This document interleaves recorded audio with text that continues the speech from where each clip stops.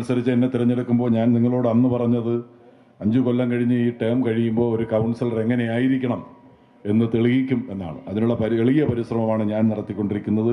അതിൻ്റെ ഭാഗമായിട്ട് ഞാൻ തിരഞ്ഞെടുക്കപ്പെട്ട് കഴിഞ്ഞ് ഒരാഴ്ച കഴിഞ്ഞപ്പോൾ തന്നെ ഒരു രാത്രിയിൽ നമ്മുടെ ഗൗരീശോട്ട റെസിഡൻസ് അസോസിയേഷൻ്റെ സെക്രട്ടറി പ്രസിഡന്റ് ഒന്നും അല്ലെങ്കിൽ അതിൻ്റെ എല്ലാമായ മാത്യു സാർ ഇവിടെ എവിടെയുണ്ട്.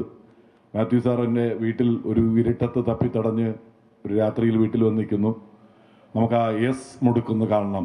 എസ് കത്തി എന്നൊക്കെ കേട്ടിട്ടുണ്ട് ഒരുപാട്. എസ് മുടുക്ക് എന്ന് ആദ്യമായിട്ട് കേട്ടതാണ്. അപ്പോൾ ഞാൻ പറഞ്ഞു വരാം. അടുത്ത ദിവസം ചെന്നപ്പോൾ പറഞ്ഞു ഇവിടെ ചീഞ്ഞളിഞ്ഞ അവസ്ഥയിലാണ്, ദുർഗന്ധം, ഗൗരീശവട്ടം മഹാദേവ ക്ഷേത്രത്തിലേക്ക് പോകാനുള്ള വഴിയാണ്, സമീപവാസികളൊക്കെ ബുദ്ധിമുട്ടുന്നു. അവിടെ ഒരു പുരയിടത്തിൽ മാലിന്യമല എന്ന് തന്നെ പറയാം.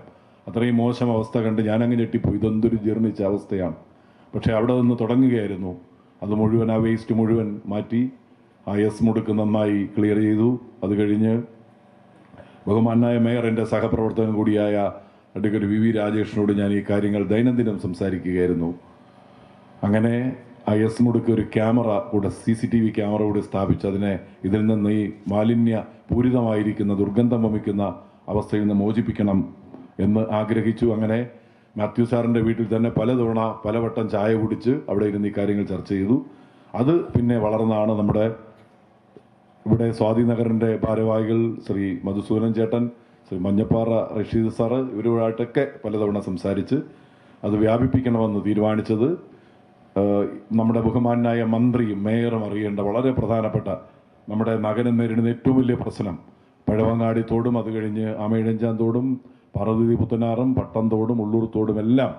എനിക്കൊരു ഭാഗ്യമുള്ളത് എൻ്റെ വാർഡ് കവടിയാറല്ല, കണ്ണമ്മൂലയാണ്. അതുകൊണ്ട് ഒരുപാട് അഴുക്ക് ചാലുകൾ ഇതിൻ്റെ നെടുകയും കുറുകയും ഓടുന്ന ഒരു സ്ഥലമാണ്. അതുകൊണ്ട് ഞാൻ വല്ലാതെ പ്രയാസപ്പെടും. അതുകൊണ്ട് ഇവർ രണ്ടുപേരുടെ സഹായം ഉണ്ടെങ്കിൽ മാത്രമേ തോടൊക്കെ ക്ലീൻ ചെയ്ത് മനോഹരമാക്കാൻ കഴിയും. ഞാനത് വിശദീകരിക്കുന്നില്ല. കാരണം രണ്ടാളും തിരുവനന്തപുരത്തെ സംബന്ധിച്ച് നന്നായി അറിയാവുന്നവരാണ്. നന്നായി നേരത്തെ MLA ആയിരുന്ന ആളാണ് ഇപ്പോഴത്തെ മന്ത്രി. അപ്പോൾ ഈ ക്യാമറകൾ എല്ലാം ഫിക്സ് ചെയ്യുന്നതിന് ആലോചിച്ചിട്ട് നഗരസഭയുടെ മഴക്കാലപൂർവ്വ ശുചീകരണ പ്രവർത്തനങ്ങൾ കൂടെ അതിൻ്റെ ഫണ്ട് മേയറോട് സംസാരിച്ച് അത് അനുമതി വാങ്ങി എല്ലാ ഓടകളും, വാർഡിലെ എല്ലാ ഓടകളും മണ്ണ് കോരി ക്ലീൻ ചെയ്തു. അത് കഴിഞ്ഞ ദിവസങ്ങളിൽ ഈ തോടിൻ്റെ വശങ്ങളിലുള്ള മരങ്ങൾ വെട്ടിമാറ്റി.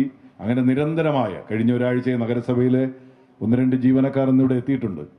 ശരിക്കും പറഞ്ഞാൽ അവരൊന്നും ഇത്രയും പണി ഇതുവരെ ചെയ്ത് കാണില്ല. നല്ല അധ്വാനത്തിലൂടെ ഈ എടുത്തു പറയേണ്ടത് ഇവിടുത്തെ 2 റെസിഡൻസ് അസോസിയേഷൻ്റെ ഭാരവാഹികളും അതിനൊപ്പം നിന്ന കുറേയേറെ ആളുകളും, നല്ല മനസ്സുകളുടെ ചിന്തയും പ്രവൃത്തിയും ആലോചനയും എല്ലാം കൂടിയായപ്പോൾ ഇത് സാക്ഷാത്കരിക്കപ്പെട്ടിരിക്കുകയാണ്. സൗത്ത് ഇന്ത്യൻ ബാങ്കിൻ്റെ പ്രതിനിധികളുമായി സംസാരിച്ചപ്പോൾ ഇതിന് വേണ്ടി വരുന്ന 3.25 ലക്ഷം രൂപ അത് ഇവിടുത്തെ റെസിഡൻസ് അസോസിയേഷനുകൾ തന്നെ കൊട്ടേഷൻ വാങ്ങിച്ച് ആർക്കാണ് ഈ വർക്ക് കൊടുക്കേണ്ടതെന്ന് തീരുമാനിച്ചതിൻ്റെ അടിസ്ഥാനത്തിൽ തീരുമാനിച്ചു മേയർ ഇത് ഉദ്ഘാടനം ചെയ്യണം എന്ന് ഞങ്ങൾ സംസാരിക്കുമ്പോഴാണ് അന്ന് രാവിലെ മന്ത്രിയായി ശ്രീ K. മുരളീധരൻ സത്യപ്രതിജ്ഞ ചെയ്യുന്നു. അപ്പം ഞാൻ രാവിലെ ഒരു 10 മണിയോടെ മേയറെ കാണുമ്പോൾ ഞാൻ പറഞ്ഞു, ഇന്ന് നമുക്ക് മന്ത്രി സത്യപ്രതിജ്ഞ ചെയ്യുകയാണ്. അപ്പോൾ മേയർ പറഞ്ഞു, നമുക്ക് ആ പരിപാടിയുടെ ഉദ്ഘാടകനായി അദ്ദേഹത്തിൻ്റെ മണ്ഡലമാണ്, നമ്മുടെ വാർഡാണ്, നമ്മുടെ നഗരമാണ്, അദ്ദേഹത്തെ വിളിക്കാം. ഞാൻ രാത്രി ഒരു 10 മണിയോടെയാണ് അദ്ദേഹത്തെ പലതവണ വിളിച്ച് കിട്ടുന്നില്ല. അദ്ദേഹത്തിൻ്റെ ഓഫീസിലുള്ള കൈകാര്യം ചെയ്യുന്ന ശ്രീ അശോകൻ ഫോണിൽ കിട്ടിയപ്പോൾ പറഞ്ഞു, നാളെ രാവിലെ 11 മണിക്ക് തെക്കാട് ഗസ്റ്റ് ഹൗസിൽ കാണാം. ഞാൻ കൃത്യമായി ചെന്നു. അദ്ദേഹം ഒരു അരമണിക്കൂർ വൈകി അവിടെ എത്തി. എന്നെ കണ്ട ഉടനെ വിളിച്ചു. ഞാൻ കരുതി ഒരു 10-200 ആളുകൾ കൂട്ടം കൂടി നിൽക്കുകയാണ്. ഒരു 2 കൊല്ലം ഭരണമൊന്നും ഇല്ലാത്തതിൻ്റെ ഉറക്കച്ചടവാണെന്നും എനിക്ക് തോന്നി. കുറേ ആളുകൾ ഇങ്ങനെ അക്ഷീണ പ്രയത്നം നടത്തി പിന്നെ വലിയൊരു മുന്നേറ്റത്തിലൂടെ ജയിച്ച് മന്ത്രിസഭയും വന്ന് മന്ത്രിയായി. അങ്ങനെ അദ്ദേഹത്തെ കാണാൻ വലിയ ആകാംക്ഷയോടെ 10-200 ആളുകളോടെ കൂടി നിൽക്കുന്നു. പക്ഷേ വളരെ സത്യസന്ധമായി പറയട്ടെ, എന്നെ കണ്ട ഉടനെ ആ മിനിറ്റിൽ ആദ്യം തന്നെ എന്നെ അടുത്ത് വിളിച്ചു. മുകളിലത്തെ മുറിയിലേക്ക് വരാൻ പറഞ്ഞു. ആദ്യം തന്നെ ഞാൻ പറഞ്ഞ കാര്യങ്ങൾ കേട്ടു. അദ്ദേഹത്തിൻ്റെ പേന കൊണ്ട് ആ കൈപ്പട ഡയറിയിൽ എഴുതി 5 മണിക്ക്, കൃത്യം 5 മണിക്ക് ഇവിടെ വരികയും ചെയ്തു. ഇനിയുള്ള നാളുകളിൽ മേയറുടെയും മന്ത്രിയുടെയും ഒക്കെ സഹായത്തോടെ ഒരുപാട് കാര്യങ്ങൾ നമ്മുടെ വാർഡിലും ചെയ്യാനുണ്ട് എന്ന ഓർമ്മപ്പെടുത്തലോടെ ഇന്നത്തെ ദിവസം സംഭവബഹുലമാണ്.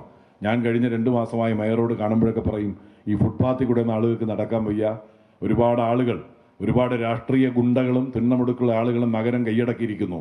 എന്നിട്ട് ബങ്ക് കടകളും മറ്റ് സ്ഥാപിച്ച് ഫുട്പാത്തുകൾ കയ്യേറി അത് ദിവസ വാടകയ്ക്ക് കൊടുത്ത് അങ്ങനെ ഒരു വലിയ ലോബി തിരുവനന്തപുരം നഗരത്തിലുണ്ട്. അത് മോചിപ്പിക്കണമെന്ന് ഇന്നാദ്യമായി അതിൽ മേയർ കൈവച്ച ദിവസമാണ്. പാളയത്തെ അനധികൃത കടകൾ പൊളിച്ചു മാറ്റി അതിൽ പങ്കാളിയാകാൻ കഴിഞ്ഞതിൻ്റെ സന്തോഷം കൂടി ഞാൻ പ്രകടിപ്പിക്കുകയാണ്. ഇന്നലെ ഞങ്ങൾ അവിടെ സന്ദർശിച്ചു. അതിൻ്റെ ബാക്കി വിവരങ്ങൾ അദ്ദേഹം തന്നെ പറയട്ടെ, ഞാൻ പറയുന്നില്ല.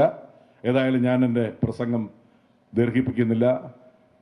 നിങ്ങൾക്കെല്ലാവർക്കും ആശംസകൾ നേർന്നുകൊണ്ട് തുടർന്നുള്ള ഈ പ്രയാണത്തിൽ നിങ്ങളുടെയൊക്കെ മനസ്സ് ഞങ്ങളോടൊപ്പം ഉണ്ടാകണം എന്ന് മാത്രം അഭ്യർത്ഥിച്ചുകൊണ്ട് എൻ്റെ അധ്യക്ഷ പ്രസംഗം നിർത്തുന്നു.